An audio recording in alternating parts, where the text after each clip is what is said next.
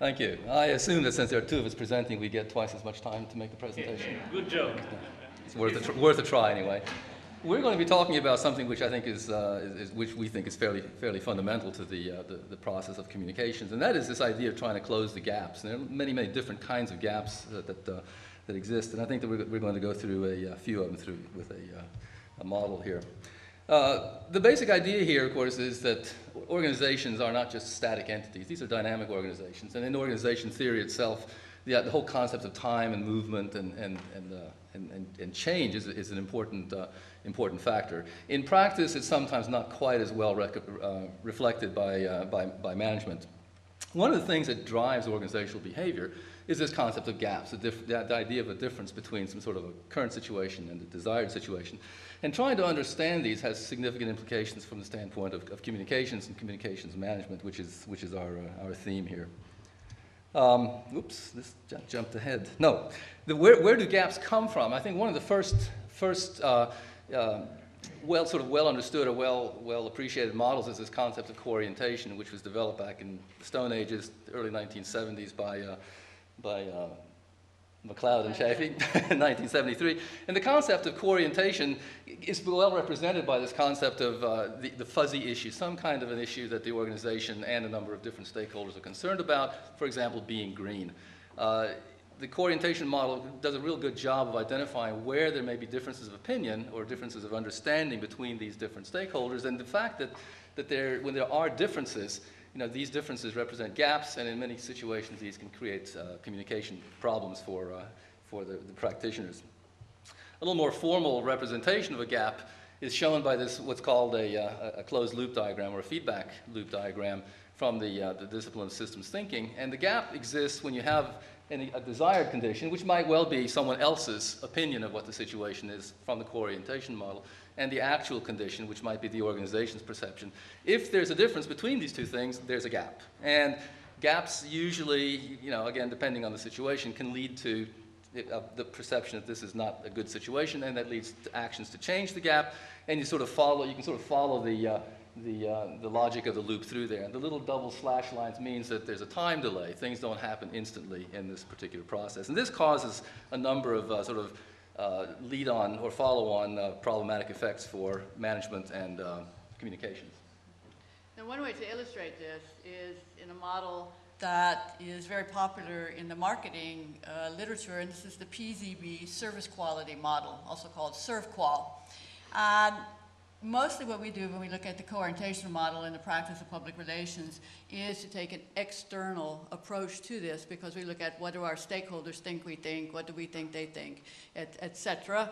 And what this model does, it places you inside the organization, because what do we do with those expectations? So basically, and it's very easy to understand when you look at customers, all right? So, and what happens, gaps occurs because customers have expected service, and the service is impacted by the organizational's communication, marketing communication typically. This is what you're going to get from us. This is what we promise you.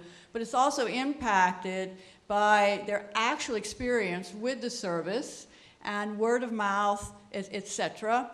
Now, management should be listening to those expectations from the customers, translating those expectations into service quality standards.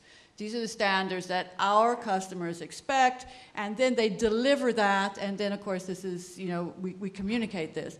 Now, we have taken the liberty to put this into what we call a stakeholder PZB model. And PZB are the authors that came up with this. And because service delivery is one behavior standard that we expect as customers, but there's also other behavior standards that different stakeholders have. And I work with the Reputation Institute in measuring reputation, and the RepTrack models different types of behaviors expected, one which is financial behavior. Investors expect high financial returns. We expect corporate governance. We expect organizations to behave themselves, employees expect a good place to work, etc. Now, the question is, what sort of key performance indicators then do these behavior standards have, and are we listening to the stakeholders that you know, have these expectations? So the communication gaps, they're in here, and all of these gaps have a communication element. But that's not what we're going to look at today, the specific communication elements between the knowledge gap. Do we know what they're thinking? How do we translate this? Then how do we set the standards, etc. What we want to look at is what happens between gap 1 and basically the most important gap from an external point of view is gap 5, because this is the culmination of what starts off in gap 1. Okay? And what we say is that there becomes a domino effect. So when you fail in gap 1, you have to continue to fail until it culminates in gap 5, and then you're in a really a crisis situation. And again, to sort of come back to this loop diagram here, you sort of begin to see the problem of co-orientation over here on the right-hand side. If the first gap, that is to say, you know, the interaction between the organization and the different stakeholders, if there is a significant co-orientation misunderstanding there, or gap, whatever like that, this will be, you know, reflected in this first loop over there. And the problem with this, and again, this is something which I think is in sort of traditional management theory is not, or in traditional management practice, is not well understood, is the fact that in actions to solve one particular gap problem, as I say, close a particular gap, there are spillover effects or domino effects into other aspects and other areas of the organizational behavior. And that's what the link between the actions and result from the solution, the little dotted box there, leads into other conditions associated with gaps 2 and 3. And so the idea behind our sort of reinterpretation of the PZB model is that instead of focusing on the 5th gap, which is central to PZB, this perspective focuses on the first gap, that is to say the co-orientation between the organization and the external stakeholders. Because, again, here we have, if regardless of how you handle all of the internal communications practices, if you've made a wrong assessment or have a problem in the first gap, regardless of how well you do everything else, the follow-on is not going to work as well as it should be. There are a number of different ways of dealing with this, of course. Elements from organizational learning and mental models and these sorts of things are the kinds of techniques which are not, it's not rocket science, but it's common things that can be used to address these kinds of issues.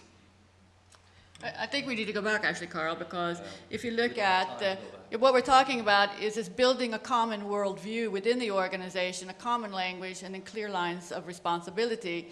And what we're proposing is that the communications function's role here is to help the organization institutionalize these dialogue skills. And this is the mutual learning model Argyris shown, where people within the organization are practicing reflection, high inquiry, high advocacy, and basically we're all on the same page. And when we start making these standards, these quality standards, that we all agree on what they are and what we should be, and we understand what they are and what they should be. So then the corporate communicator becomes a facilitator in this process and to establish a basis for understanding.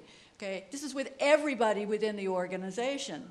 Okay? So what the value then of this model does by applying it in this way, it shows the importance of the domino effect from lack of communication, lack of, in particular, managers, you know, getting us to be able to understand what's happening, etc. And then it also identifies the communication needs in the behavior delivery process as part of the PZB model. But most importantly, it demonstrates communication's value throughout the organizational behavior delivery process.